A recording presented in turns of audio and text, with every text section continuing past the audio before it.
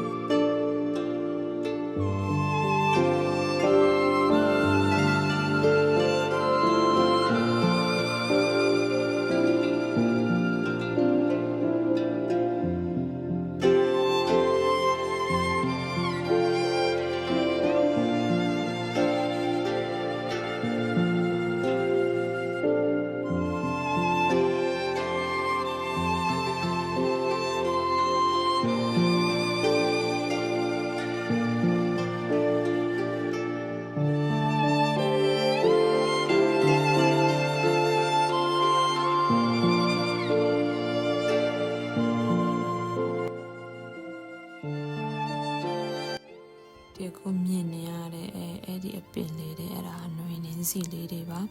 သူကပွင့်တဲ့အချိန်ဆိုလေတော့ကိုလာတယ် Instagram မှာသူများတင်တာရှိတယ်ပွင့်တဲ့အချိန်တော့ကိုလာတယ်အဲကြောင့်အဲ့နေရာလေးကိုလာရှင်ခဲ့တာပေါ့နော်ဒါပေမဲ့ရောက်သွားတော့လေမြင်တဲ့အတိုင်းပဲ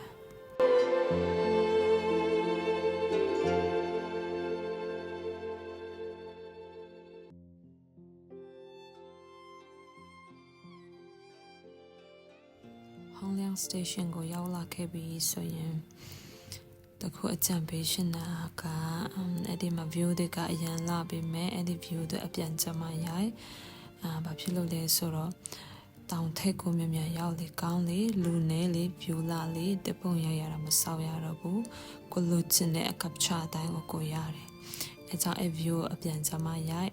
ဆိုတော့ကေဘေကာစီပေါ်တော့အောင်မယ်ဒီ Mount Fansipan တက်တဲ့ကေဘေကာဆိုရင်သူက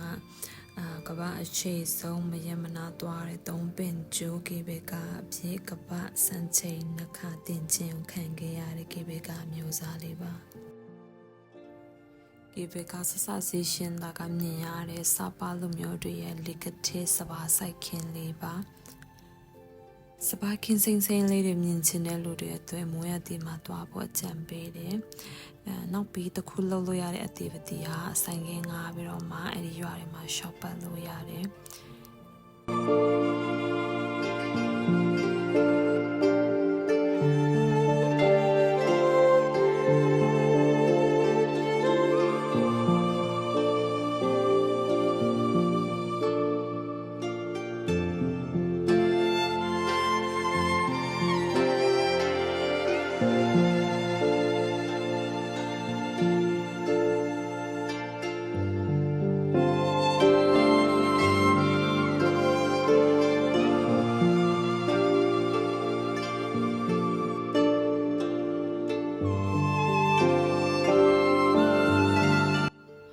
ထက်ကိုရောက်ဖို့ဆိုရင်ကေဘက်ကားကိုမိနစ်20ခန့်စီရမယ် တခုသတိထားစရာလေးကအမြင့်ကြောက်တတ်တဲ့လူတွေနှလုံးမကောင်းတဲ့လူတွေအဆုတ်မကောင်းတဲ့လူတွေကိုတော့ဒီတောင်ကိုတက်ဖို့ကျွန်မ recommend မပေးရပါဘူးကဲလို့ကွာသွားချင်တယ်ဆိုရင်တော့ဆရာဝန်ရဲ့အကြံပေးချက်နဲ့လိုက်နာပြီးတော့မှသွားရမယ်ပေါ့နော်တာမန်လူတွေတောင်မှတော်တော်ကိုကြောက်ရတဲ့အမြင့်ပေတွေပါရှင်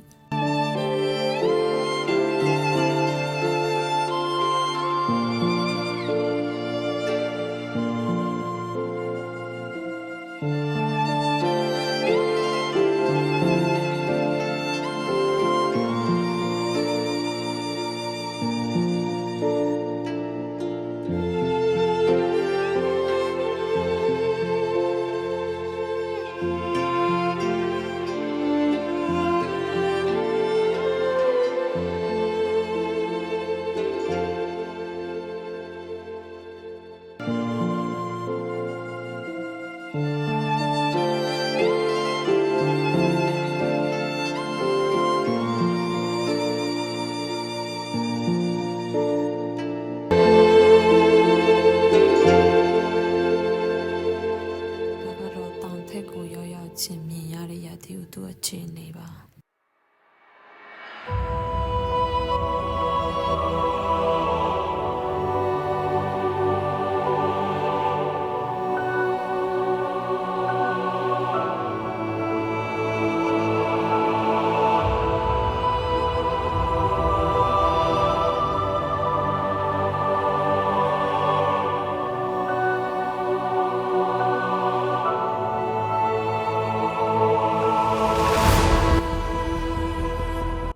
ကိုရောက်ပြီးဆိုရင်ခြေတက်သွားရထားအနီအောင်ထစီရမယ်နေရ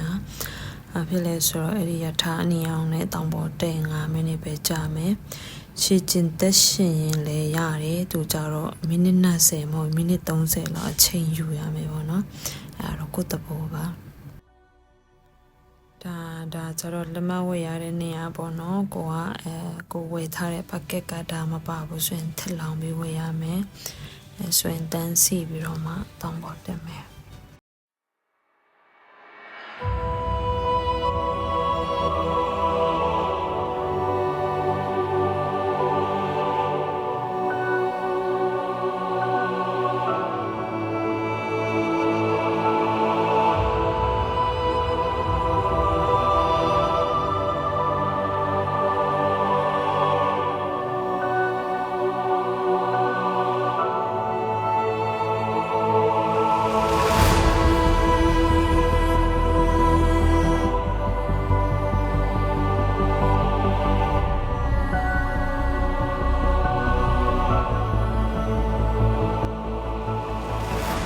စီပန်တောင်းလာဆိုရင်အင်ဒိုချိုင်းနာဒေသဖြစ်တဲ့